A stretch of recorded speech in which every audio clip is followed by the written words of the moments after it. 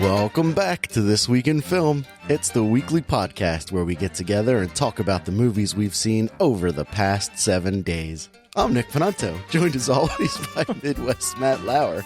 Matt, how is it going? It's going all right, Nick. How are you? I'm doing just terrific. I have seen technically 3 movies this week. Wow. What'd you see? I have seen Lonely Island Presents The Unauthorized Bash Brothers Experience, which is like a 30-minute short on Netflix. Okay. I watched The King's Speech from 2010.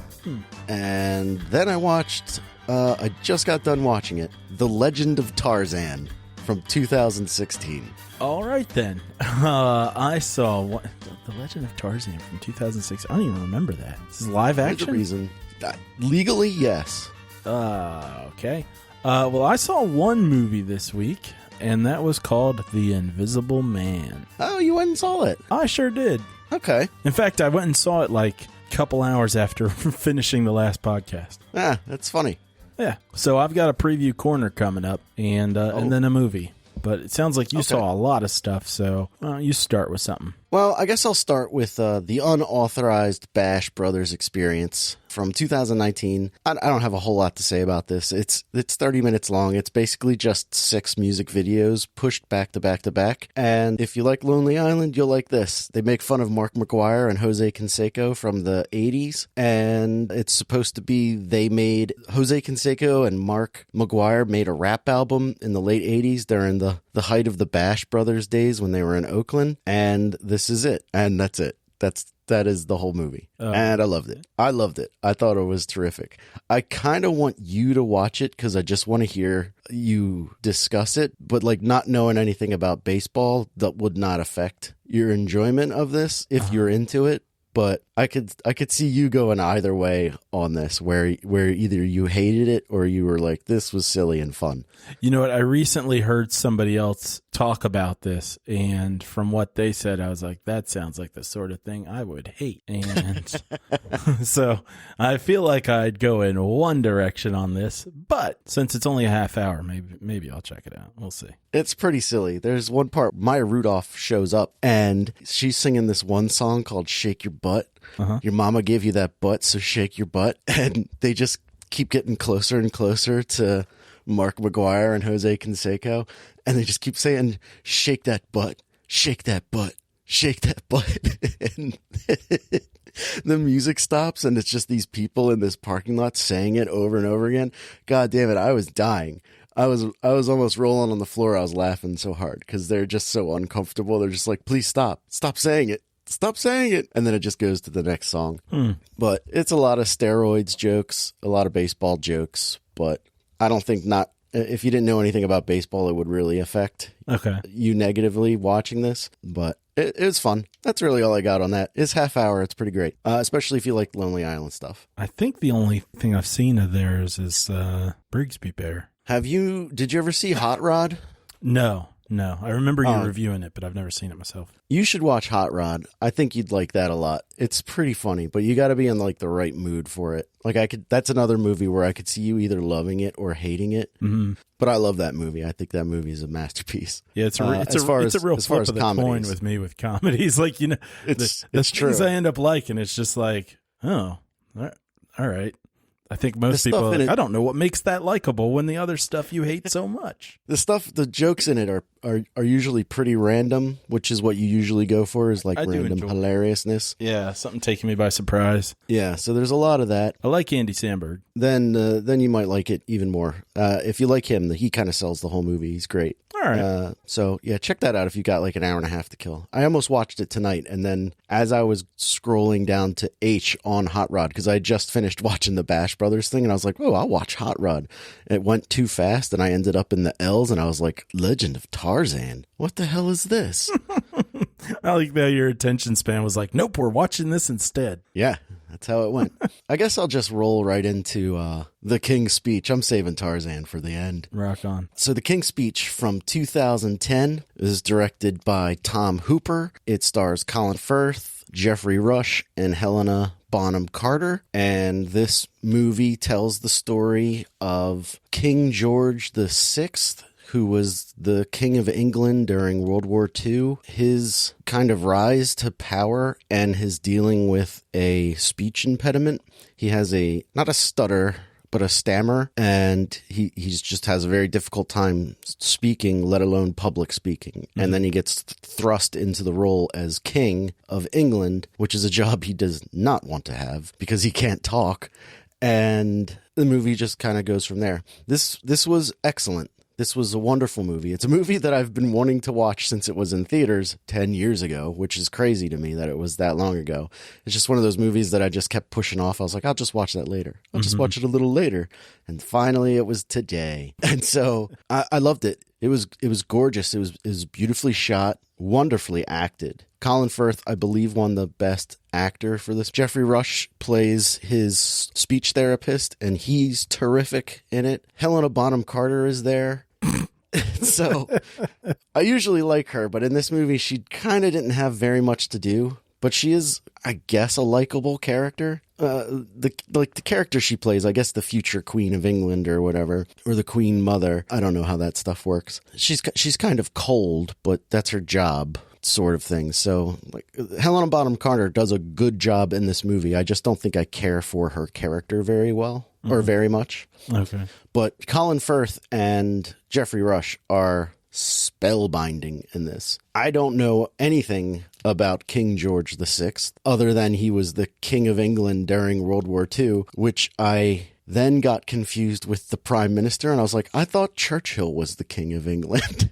Churchill is the Prime Minister, right. And I was like, oh, I'm stupid. So there's that. But it's very good. It's a good look into royal society a little bit, pre-war, post-World War I society, and just terrific acting across the board. Like I cannot say enough about how great Colin Firth was in this. He's just amazing. At the climax of the movie is he has to give a speech, which it's a speech that he has to give to England on the eve of war with Germany, with Nazi Germany. And basically it's the off to war now. And the people are like, okay, let's do it.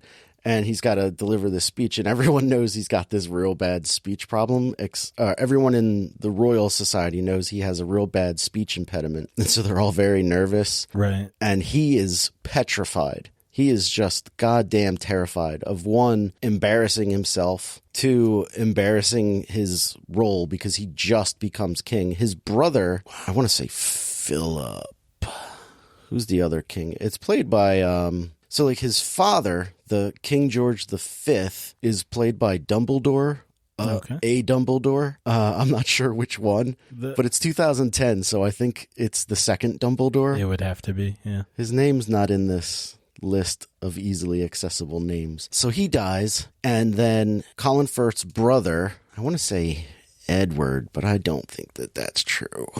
He becomes king, but he doesn't want it at all. Oh, that's right. King Edward VIII is played by Guy Pearce. Oh, okay. And so Edward VIII becomes king after their father's... Looks like he goes through Alzheimer's. Like he kind of like loses his faculties, and then they kind of like... He just kind of dies from pneumonia kind of a thing. I don't know. I didn't do any research. And Guy Pearce becomes king, but he is in the middle of an affair. I was going to say, I thought he got in trouble for something kind of like scandalous. Yeah, he was in love with this American woman who had two other husbands at the time or something like that. Two? Yes, She had two other husbands, and it's this huge scandal. She's ambitious. Where she's going to divorce her husbands to marry him, and I guess one of the rules of the Anglican Church is you cannot marry a divorced woman, which is ridiculous because didn't Henry VIII establish the Anglican Church because the Catholic Church wouldn't let him divorce his wife? You know, I don't know, but I don't think he married anyone who was divorced before him. But he got divorced. Like that's the whole reason he set up a religion. That's a real big loophole to leave in there. But he didn't marry a divorced woman. Don't you know how double standards work? I forget so often. And so... Basically, he becomes king. He abdicates the throne for love. Aww. And Colin Firth then becomes the unlikely king, and now he's like, well, now I got to give a speech, god damn it. Also, we're at war. Shit. And there's your plot. I loved it. I thought it was wonderful. It was definitely worth the wait to watch it. And then I was like, what else has this director directed? Because this was terrific. And it is directed by, as I said, Tom Hooper, who is known for... Hooper! That's he directed... After this movie, he directed Les Mis, and then he directed The Danish Girl, which is supposed to be quite good. I haven't seen that. And then last year's Cats. Oh, my. Yeah, another movie I seriously can't wait to watch. Look forward to the Matt and Nick commentary to Cats. Yeah, because I'm only watching that once, maybe. Depends on how bad it is. If it's really bad, I probably will see it 100 times. Oh, I'm guessing you might see it more than once then. Oh, okay. But I think that's all I have for this movie. It's gorgeous, well acted, and terrific. Awesome. I've never seen it myself. I actually saw the play earlier this year, but I've never actually seen the movie. I didn't know it was a play. It is. Was it a play before it was a movie, or is the play based on the movie? I think it was a play before it was a movie, but I'm not 100% confident on that. I could totally see that because there's a lot of scenes in this movie that are everything takes place in rooms. Oh yeah, this play needed like one set. Basically. Is it just Colin or Jeffrey Rush's office, basically? Almost the whole time. And then there's like one scene where there's it's I guess in some the castle, because there's a king's chair or a throne, if you will. That's supposed to be the Abbey where they put all their famous dead people. Oh, okay.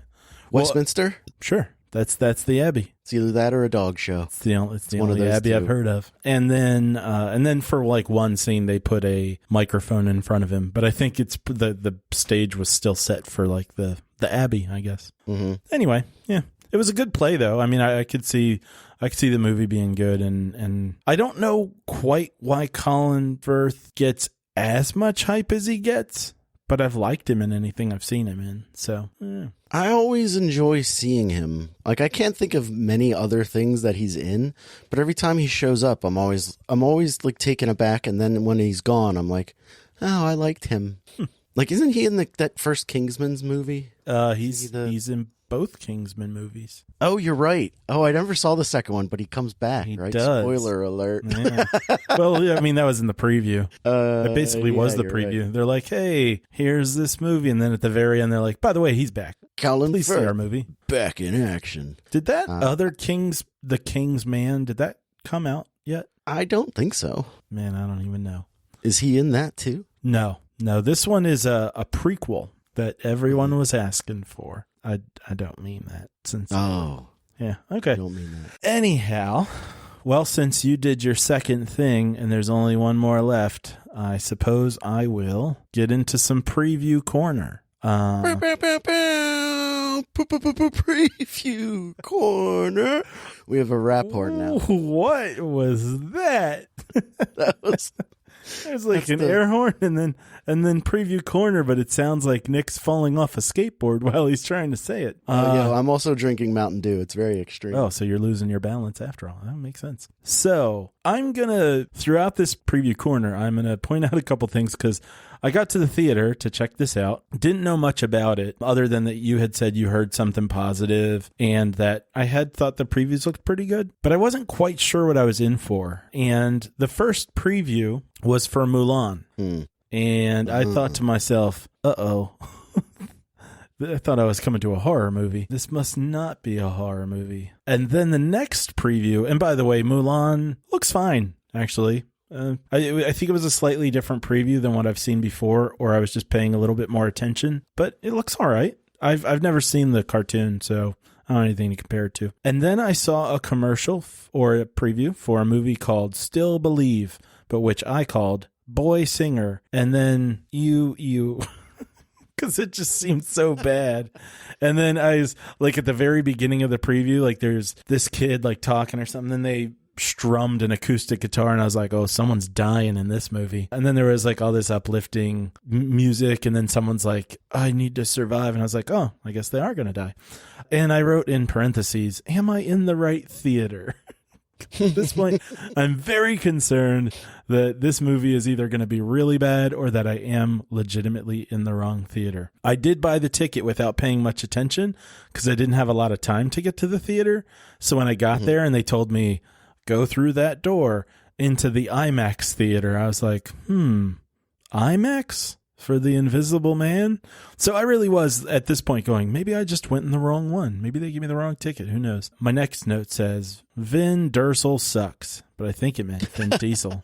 And that was another preview for that movie, Bloodshot. Have you seen anything for that yet? I honestly haven't. I thought you were going to say it's the new Fast and the Furious trailer, and I was going to be like, that movie looks hold on, awesome. hold on, hold on to your seats. Right. Hold on to your butts. Then I saw a preview for A Quiet Place 2, which is the same preview again, except this time I think it might have been the first time I realized Cillian Murphy's in it. And I don't really know why I like him as much as I do, because he's not really just in tons of stuff I like other than Batman Begins. But for some reason, whenever I see him, I'm like, all right, cool. Cillian Murphy's here. So at least there's that. But anyway, the movie looks like, I don't know, like it could be all right, or it could be another episode of The Walking Dead, but longer. Mm-hmm.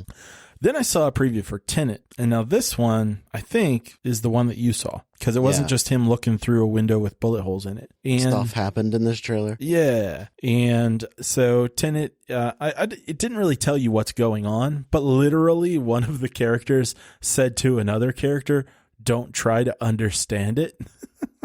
At which point I went, Chris Nolan's getting pretty lazy.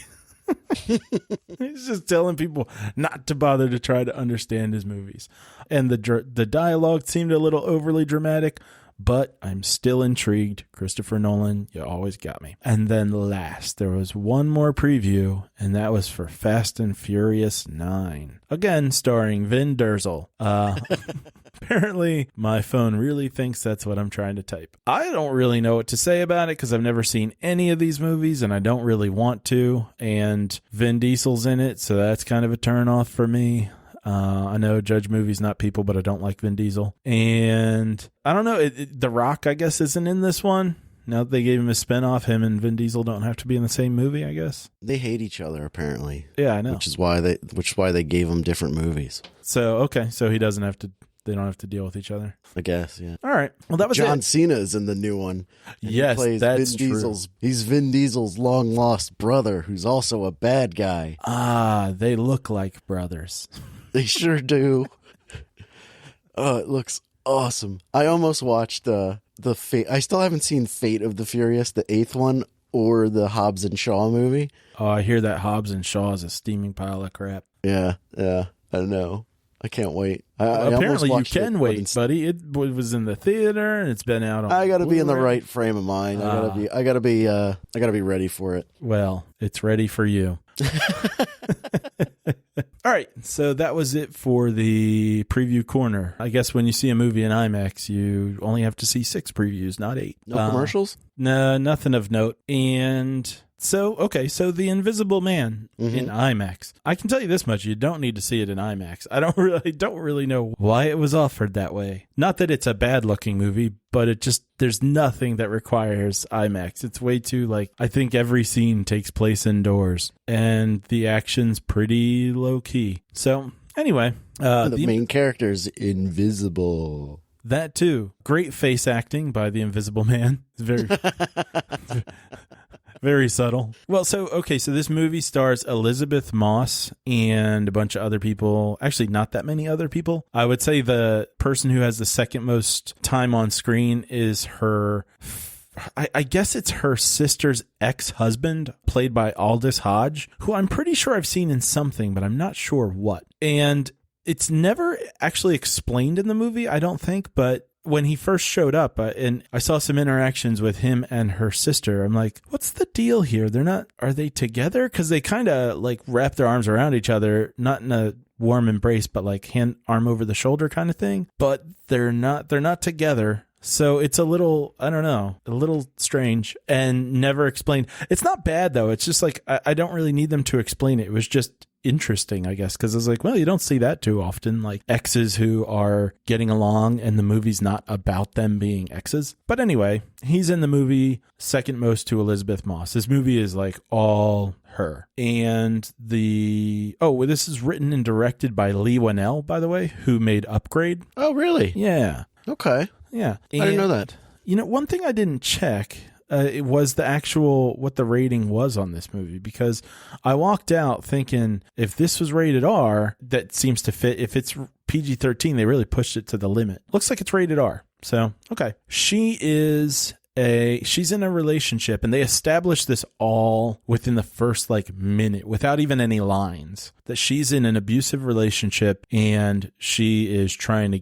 get out. And so the movie takes off pretty much right away because she sort of escapes, and then her husband or boyfriend, oh no, it's a husband. I don't think it is. But he kills himself, and then throughout the rest of the movie, she's being antagonized and threatened and stuff by him. And I mean, you can kind of tell from the preview that he's not gone, and it's called The Invisible Man. So he's there, and this is a very tense movie. Throughout the movie, you know, she's obviously trying to convince people that he's still there. The movie doesn't waste time in getting into him kind of interfering with stuff too and doing threatening things. And I mean, from there, you can just kind of imagine stuff on your own without me saying much more about the plot.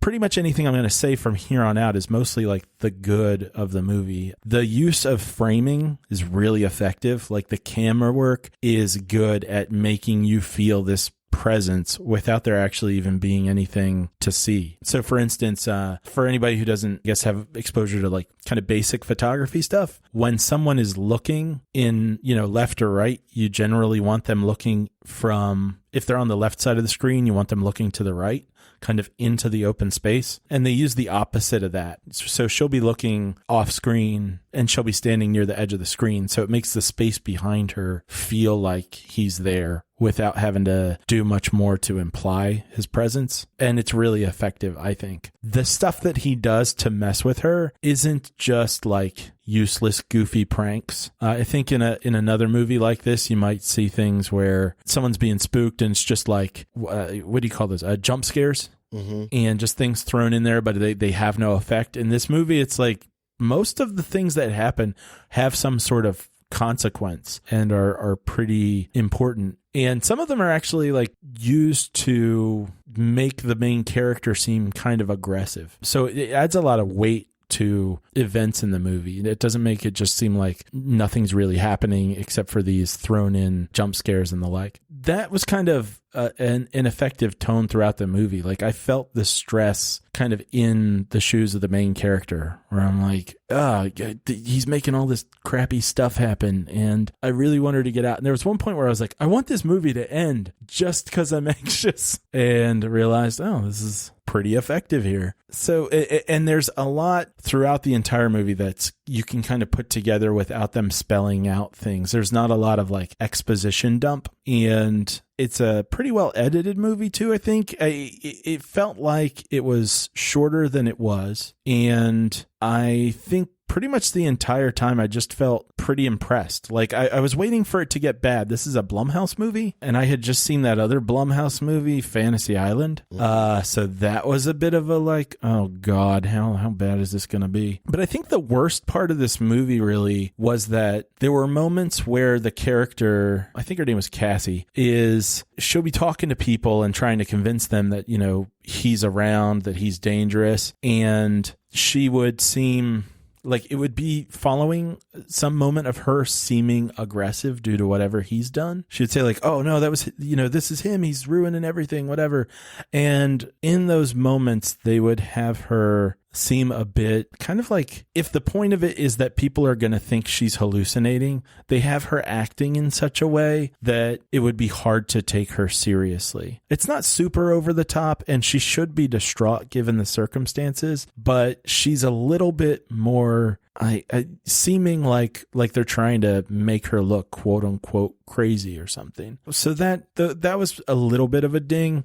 but not enough that I can't completely recommend this movie. I think everybody ought to see it. It's really good. And actually, with it being as intense as it is, and there being a lot of domestic violence stuff to it, this movie may not be for everybody, so if you are sensitive to things like that and you don't enjoy movies like maybe like Enough is the one that comes to mind right now, although I don't think anybody even saw that movie. But if domestic violence stuff makes you uncomfortable, you might not want to see it. Otherwise, it's a pretty good movie. Check it out. Okay. It looks fun. Yeah, it's a really, really satisfying movie experience.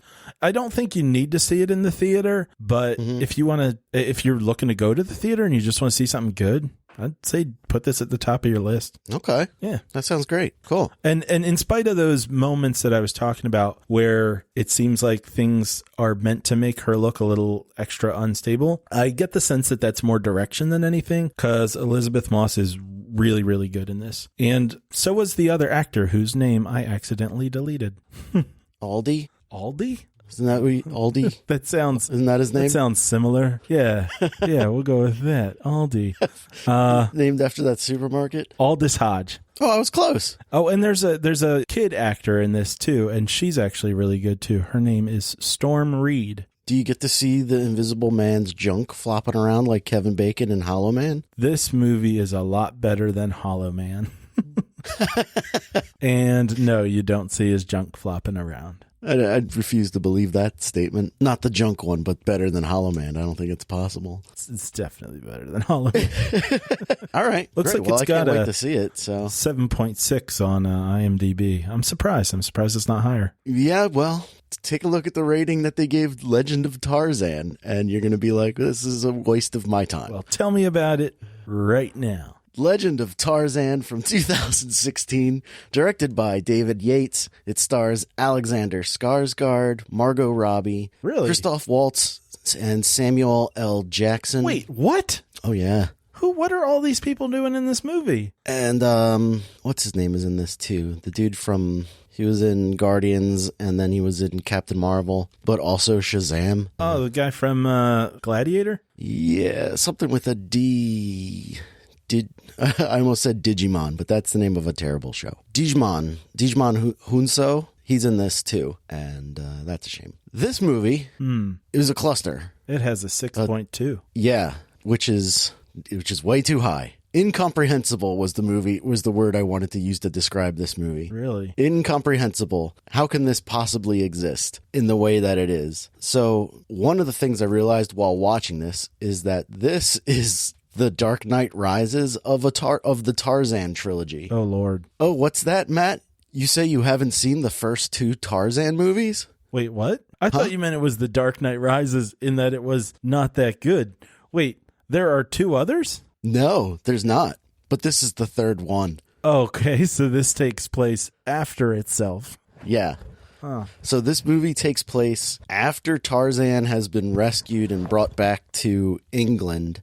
What? Where he becomes, he has assumed the life of like his parents who were aristocrats or whatever, and he's like Lord John Clayton, and he's aristocrat, and he's married to Margot Robbie, who is Jane, and Samuel L. Jackson shows up. He plays an American by the name of George Washington Williams, who's a Civil War veteran who works for the State Department, and he has suspicions that in Belgian-owned Congo, they are restarting the slave trade against international law. And he wants to go in there and find out what's the deal. And Tarzan begrudgingly accepts the invitation to go on the mission because Christoph Waltz, who plays a character named Leon Rom, is the bad guy. And he is looking for these... Remember the movie Congo? Yeah. Where he's they're looking for laser monkeys? Kind of. He's looking for diamonds to power his laser weapons.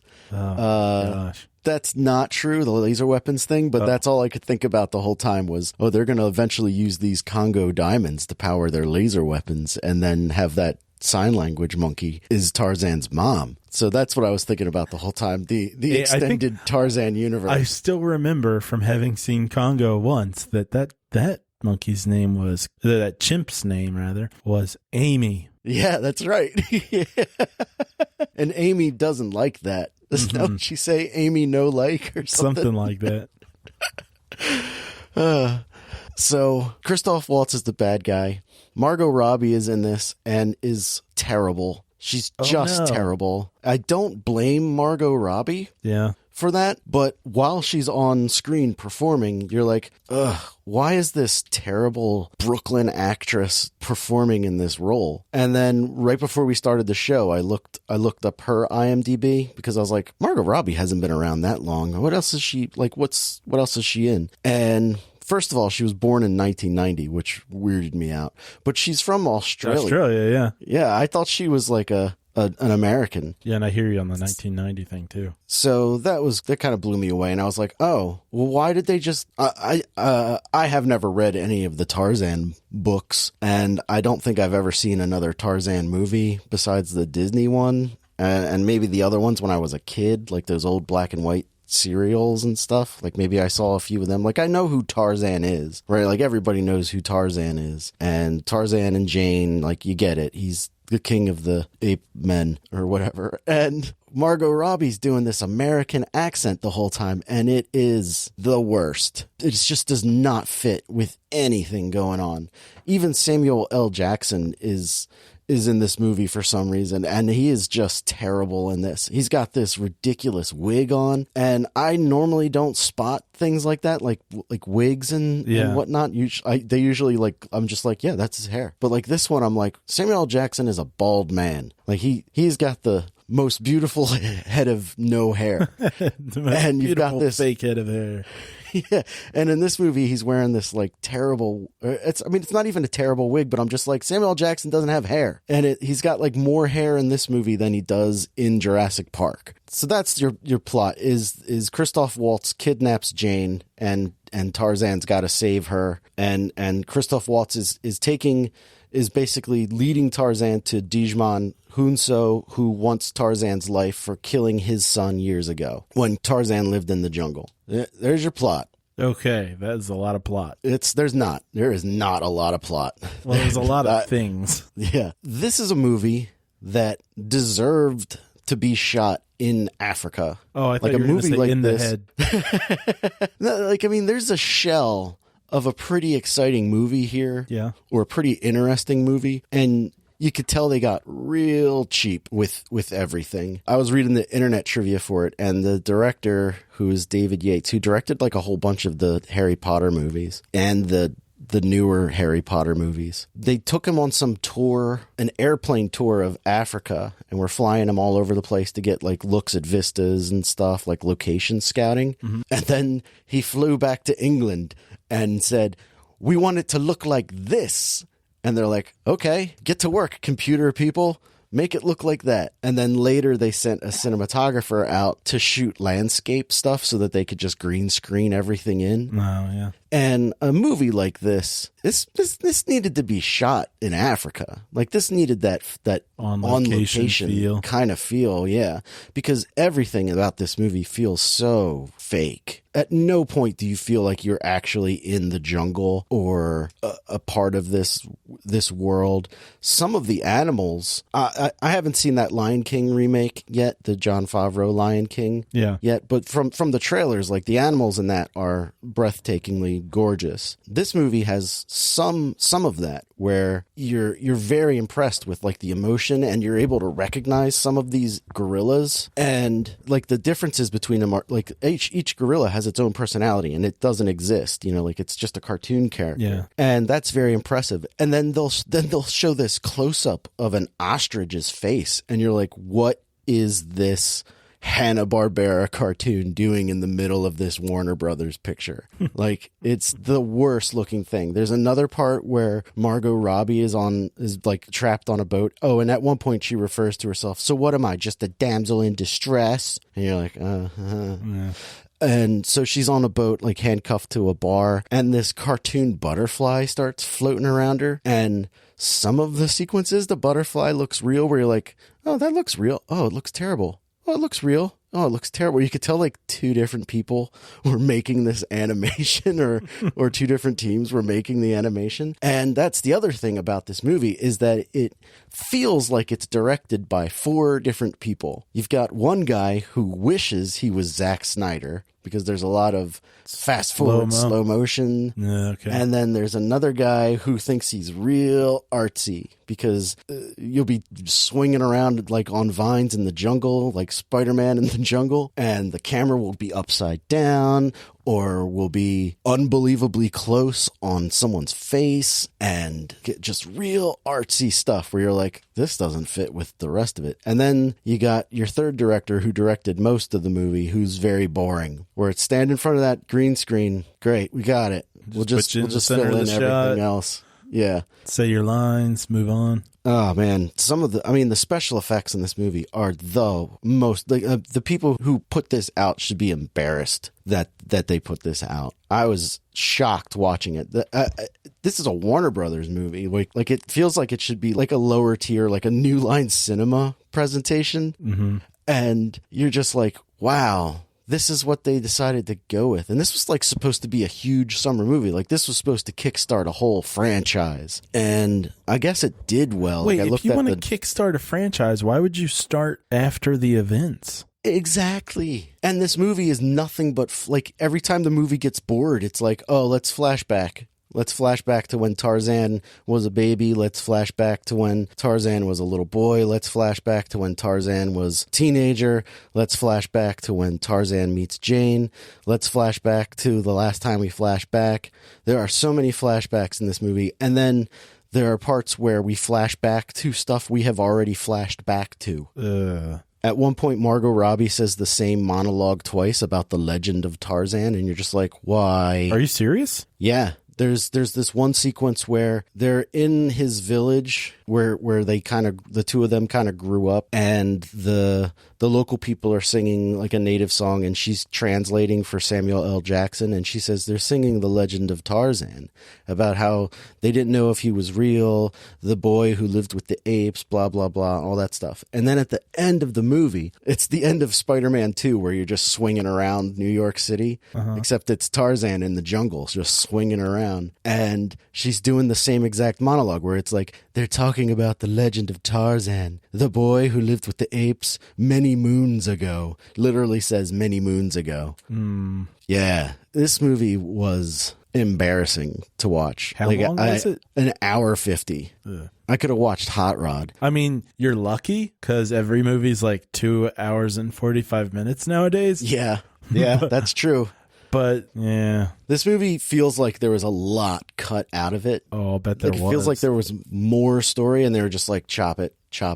Margot Robbie also looks kind of terrible in this, too. She's got this weird red hair, which is usually my thing, but not on Margot Robbie. She's just not right for this part. And I will say that Alexander Skarsgård looks the part. He looks fantastic. The dude is ripped. He's got cool hair. He's a beefcake. Like, he's a total babe. But he and Margot Robbie have absolutely no chemistry whatsoever. And it's hard to watch. Like, this was brutal. I saw this was playing on TNT the other week while I was at work. Yeah. And I was like, is this Tarzan? And they're like, yeah. I was like, Samuel L. Jackson is in this? I did the same thing you did. And then it came up in my list, and I was like, well, I have to watch it now. So now I've seen it. You got to stop running by these rules. This was bad. This was really bad.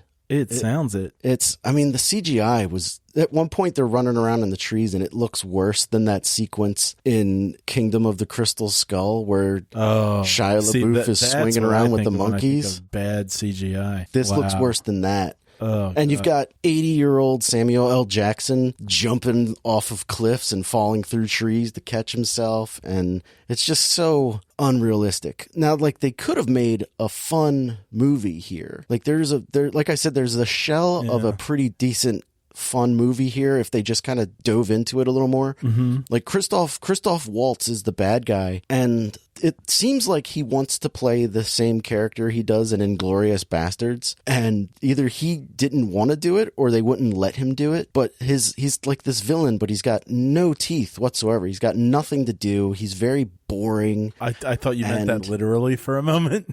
It's like he's got no teeth. Why is that a thing?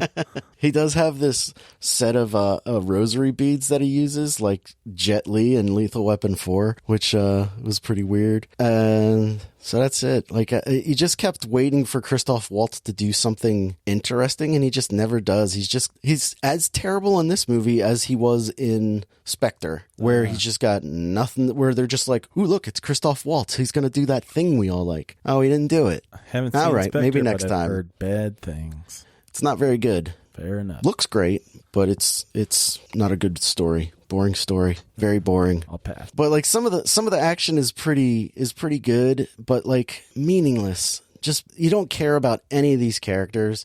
Tarzan starts doing the Tarzan scream for no reason. Like, man, you know, when you said he starts doing the Tarzan, like I thought you were going to say there was a dance. Oh man. Okay. Sorry. No, that's at the end of the credits where they all do the Tarzan. The Tarzan. Oh god! But you said he started doing the Tarzan scream. He does the Tarzan scream, but he does it off camera, and you hear it off in the distance. And Margot Robbie's like, "That's my boy Tarzan. He's coming to save me, Christoph Waltz." And you're like, ugh. And then he does it again later, where you're just like, I wish I saw the first Tarzan movie where we got to see Tarzan do anything instead of just look sad all the time. He just always looks so sad. It's because he's got Tarzan. He's got no emotion.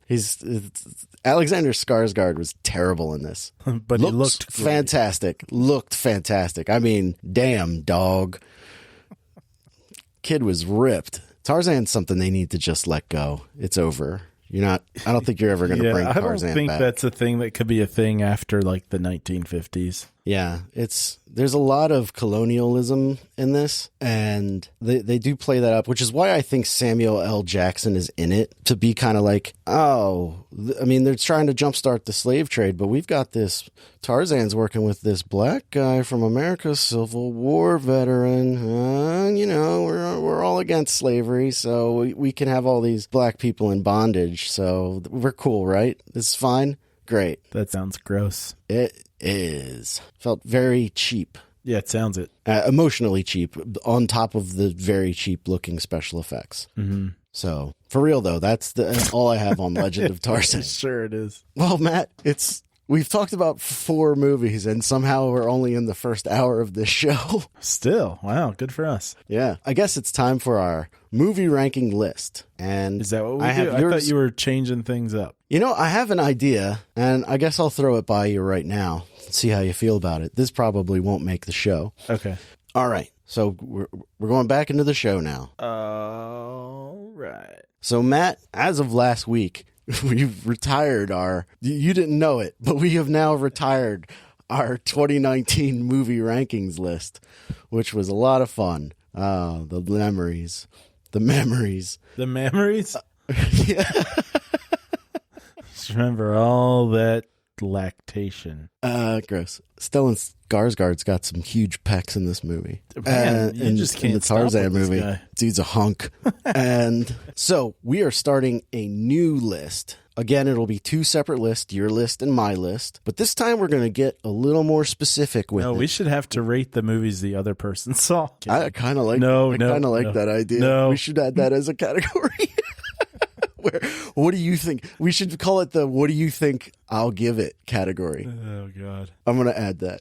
I'm going to call it the "What Do's." That category is just off the spreadsheet, so we may forget about just where it belongs. Yeah.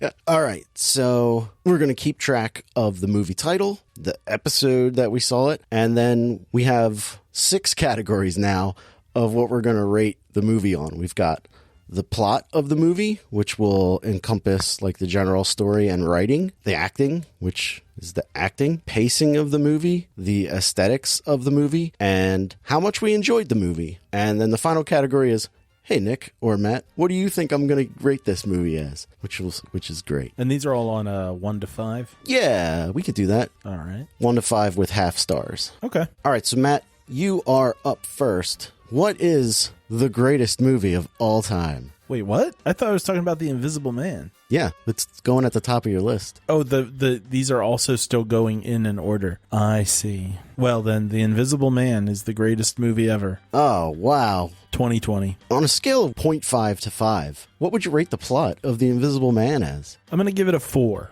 A 4? Wow, okay. Yeah, this is a well laid out story. If it were maybe a bit more complex, it might be able to earn that final 5th star. But 4's good. 4's really good. Okay. How would you rate the acting in the movie? I'm going to go with a 4.5 on that one. Wow, 4.5. That's almost as high as it goes. Now, pacing. How'd you feel about the pacing of the movie? Overall, it was good. There's a weird thing that happens where the climax happens, but then there's this sort of, it's not a denouement thing, but there's almost a final thing to wrap up at the end. So there's this extra 10 minutes, and it's makes sense that it's there and it's pretty important, but it makes the climax feel a little bit strangely placed, or it makes something that has as much action that it seems like the climax as though it is the climax. You'll have to see it to really understand what I'm saying, but the pacing is good overall. That's just a weird little nugget of strange. So I'm going to give the pacing a 4. Okay. The next question is the general aesthetics. How is the direction, cinematography, sound?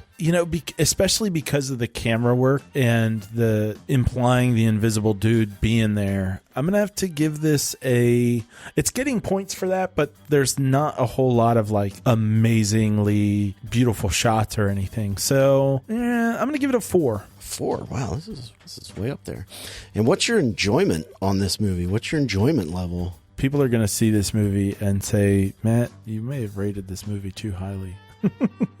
But the truth is I really enjoyed it, and I enjoy it even more as each day goes by and I get further away from it too. So I'm going to have to give it a 4.5. Wow, okay. That feels high. That feels high. Feels very high, yeah. Now, what do I think you would give this movie? I think you'd give this movie a 3.5, but that's what you would have guessed that I would have given it? Yeah. Okay, interesting. We should probably do that one first. That. Yeah, I think it makes more sense. I don't understand how you're coming up with this number, given everything I've just said. Right. Well, I decided what it was before you started saying all your stuff. Fair. So I didn't cheat. I didn't go back and change my number. Good on you with the honor system. Okay. So then I guess I have to guess at yours before you give them, right? Yeah. All right. So we're still working out the kinks on this one. Yeah, we're still listeners. We finally figured out how to do the old list, so we threw it away. Right. Yeah, how's this going to work on Letterboxd? You can make comments and stuff with your reviews. I could break it down like that, and inside of it, you'll be able to see the numbers for it. Got it. So what's the first movie? So the first movie is The King's Speech. What do you think I'm going to give this movie? I feel like you are going to give it a 4. Okay. And the Bash Brothers movie short. I feel like you're going to give that a 4. Okay. Yeah. And Legend of Tarzan. I think you're going to give it a 1. A 1, okay. It's either a 1 or a 0.5, and I'm going to go with 1 because you got to reserve some space down there for the extra garbage. All right, so going back up to The King's Speech, plot of this movie, I'm going to give 4 stars. Actually, I'm going to go with 4.5 stars for the plot. Acting, I think, is 5 stars. Okay. Total 5 stars. Pacing of the movie, I'm going to go with 4. It does get a little slow sometimes, and there are a few moments where you're just like, this is cliched. Let's go. Come on. The aesthetic, I'm going to go with a 4.5. It's like I said, it's gorgeous to look at, and the sound and cinematography just great. The enjoyment that I got out of it, I'm going to give it a solid 4. That might go up if I were to watch it again in the future, but looks like your 4 is pretty spot on. I don't know. You gave it a 5 and then a 4.5, so it might get a 4.5. Well, you're going to drag my number down, though. So the Bash Brothers. Oh, wait. Your guess gets averaged into the rest of the numbers? Uh-huh. What? I don't know. We'll figure out the number. Okay, all right. We've got the raw data right now. We'll figure out how we'll use it later. Sure. The Bash Brothers thing. Now, this doesn't really have a plot, so I got to give it a 1. It's just a straight up 1 for that. I see. And then the acting is terrible. Like, it's deliberately terrible. So again, I think I'm going to go with a 1.5 for acting. It's terrible or it's deliberately terrible? That seems like a different thing. But it's deliberately terrible. But they're funny. So yeah, you talked me into it. I'm going to go with a 2. Pacing, there are a couple slow parts in a 30-minute special, so I'm going to give it a 3.5. The aesthetic is 4.5. It's fantastic looking. Really? And yeah, the enjoyment that I got out of it, 5 stars. Okay. 5 stars for it. But I think that 1 for the plot's really going to hurt the overall number. Yeah. But I can't really go higher than that because, well, I don't know. I feel like I'm going to change it. I'm going to go 2.5 on the acting because reasons. Yeah, I'm just going to for reasons that I'm not going to discuss. Maybe if we had the proper forum, you're running an algorithm in your mind, and what you came up with was 2.5. It's like Brigsby Bear. So it turns out the answer was 4. The Legend of Tarzan. Plot for this movie gets a 1. Acting for this movie gets 1. Pacing for this movie gets a 1. Aesthetic for this movie gets a 0.5. Ooh. Enjoyment of this movie, 1.5, strangely. I can't explain that. It's that algorithm again. Hard at work. So you're pretty much spot on with, I think you're going to average out exactly correct, which I believe, according to the algorithm, means you get a bonus point. I don't know. This is a flawless system, people. All right, so we're still working out the kinks with the new list, so we'll figure it out. Matt, anything for Midwest Matt recommends this week? You know, actually, for anyone who is into like Instagram people or anyone you would follow who are just like really positive people, there's a young lady out there by the name of Kenzie Brenna, Kenzie Brenna on Instagram, who's just a super cool person. She's like a body positive person. She does speaking and stuff like that. She's just super cool. She's very straightforward about and open about her own life, and in a way that doesn't seem like manipulative or like falsely positive and just like super happy. It's just like pretty real, and she seems like a great sweetheart. So check her out if you're looking for something to add to your day that's more or less pleasant. All right. I think we could all use a little more pleasant these days. Yeah, especially if you're like self-critical, pretty harsh judgment in your own mind. Check her out. I just judge people. You're doing not it wrong. Movies. Judge movies. I've been doing what you said every week. It's not how it goes. I got most of the words. If you would like to send us a message or tell us what you saw in movies this week so we can talk about it on the air, contact us on all the usual social networks or send us an email at thisweekinfilmpodcast@gmail.com. You can try to check out the website. I think I made it worse the other day, so good luck. But you found the show, so you're halfway there. So, Matt, anything else for this week? No, I'm good. All right. Well, I guess if that is the end of the reel, we will see you next week in film. Judge movies, especially Tarzan, not people.